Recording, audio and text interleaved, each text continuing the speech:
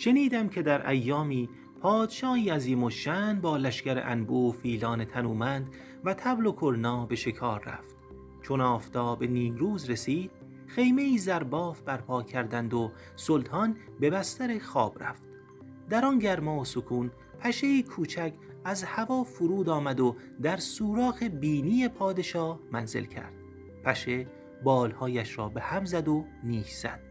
پادشاه دست بر بینی برد و اما پشه پر کشید. دوباره نشست و دوباره نیش زد. پادشاه خشمگین شد، دستمال خواست و بینی را مالید، اما پشه هر بار فرار می‌کرد و باز بر می‌گشت. پادشاه فریاد کرد این چه بلایی است که بر منزل ما نازل شده؟ وزیران و حاجبان دویدند، اسپند دود کردند، عطر افشاندند، پرده ها را تکان دادند، اما پشه همچنان در بینی پادشاه میچرخید و آزار میداد. پادشاه از بستر جست، تاج از سر انداخت، رخت خواب رو به هم ریخت و فریاد کشید لشکر را بگویید کوش کنند، من از این سرزمین میروم که جانم به لب رسیده. همین که لشکر حرکت کرد، پشه آرام گرفت و ناپدید شد.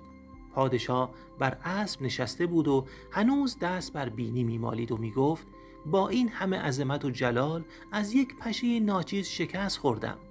سعدی میفرماید بزرگی به عدد و لشکر و فیل نیست که گاهی یک پشه همه عزت انسان را به باد میدهد.